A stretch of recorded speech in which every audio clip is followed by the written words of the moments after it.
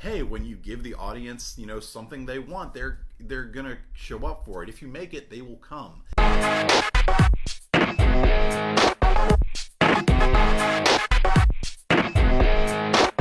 Hey geeks, I'm Trey Guillotine, and you're watching Daily Marvels, where I give a few thoughts on some of the Marvel news that went on in the past week. Today, we are talking all about the upcoming premiere of Black Panther. If you like this video, make sure to give it a thumbs up, subscribe, and share it around so others can join in the conversation. So Black Panther is opening tomorrow. This has been a much awaited movie, especially since the movie hasn't even premiered yet, and it's already breaking box office records with just its opening, not even opening weekend, just opening day. Already, the movie is pulling in $150 million in just pre-sale tickets. That's way more than Guardians of the Galaxy Volume 2 or Deadpool, and it's almost as much as Iron Man 3, which was pulling in $170 million. But it's also the highest pre-purchase ticket superhero movie online. So already, this movie is set to be a smashing success, which, hey, when you give the audience, something they want, they're gonna show up for it. If you make it, they will come.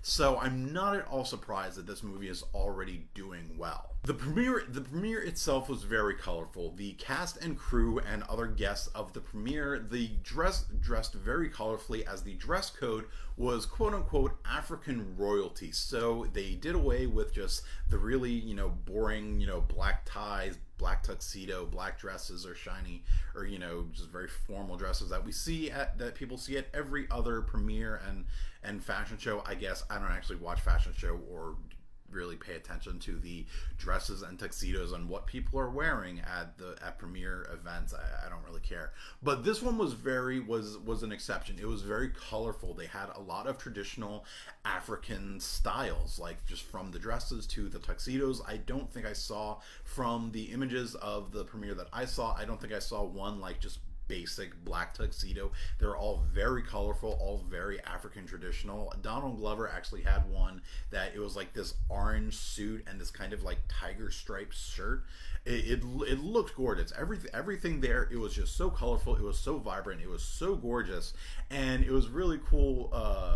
Chad Boseman actually showed up in his limo with like Wakandan royal guard guarding his limo. So I thought that was really cool. This, like, already just on this red carpet, it looks like they were absolutely just expressing something that was just so beautiful. And I love seeing the pictures of the premiere. It looked fantastic.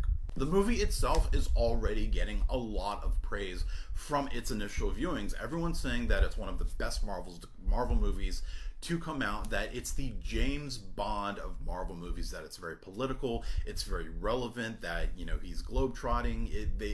Comparing it to James Bond is saying a lot, I think. And just from the clips and trailers, I can kind of see the comparison, that it's not all just going to be the very African style, that they are going to other places, that he is going to be wearing something other than the traditional African garb. Someone also said that this is the first Marvel movie about something real, and that I actually have to disagree with. Obviously, this movie is a big deal just in terms of representation and showing a culture that we rarely ever see, and showing a culture apparently being done right.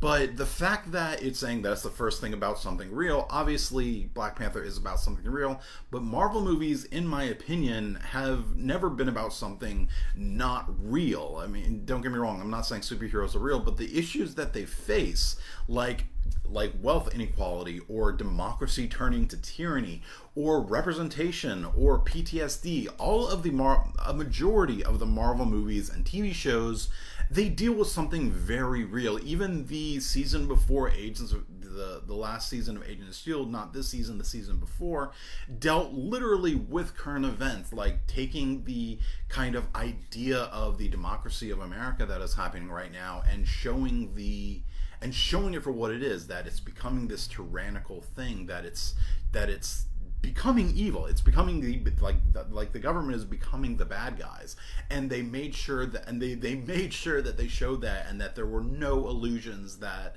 this wasn't what they were saying. They were very explicit in the kind of story they were telling, and what they were representing.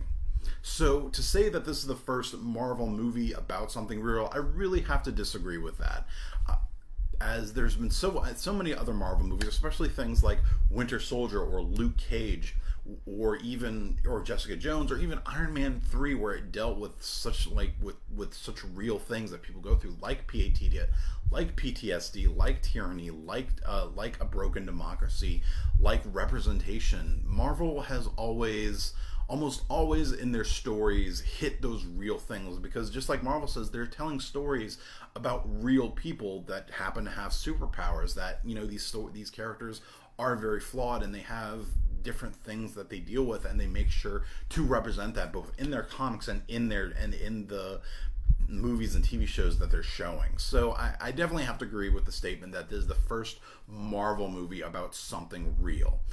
Also, there's been a lot of praise for Michael B. Jordan's role as Killmonger. So ideally, it looks like we have another great villain to go up with Loki and Kilgrave, which is a huge relief, as Marvel has had such a history of just kind of flat villains in the past. Not that they haven't been entertaining, but for the most part they've just been kind of forgettable, I guess is the right way to say it. They haven't been that great. So fortunately, it looks like that's going to change with Killmonger. So I'm very excited to see this movie tomorrow. I might even try to see the movie tonight. I don't know. I'm definitely going to see this movie this weekend before the next week, and I will have a review of the movie going up.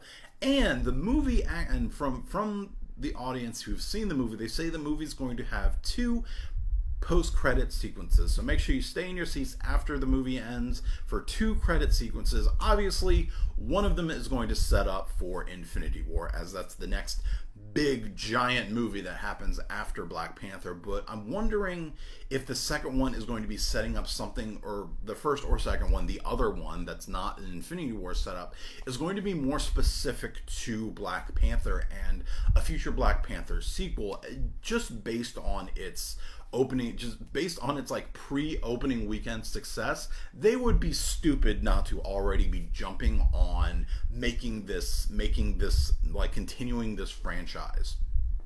So I don't want to sit here and try to guess what it's going to be about, but I have a feeling that in the movie, and probably in one of the post-credit scenes, we're going to see the last Infinity Stone that we need to get, and that it's going to be in Wakanda. I'm not sure which stone it will be or in what way it will be in Wakanda, but I have a feeling Wakanda has the last Infinity Stone, which would be the main reason that it looks like Thanos is actually attacking Wakanda in Infinity War. So ideally, one post-credit scene will set that up, or maybe that'll be something set up in the movie that they have an Infinity Stone.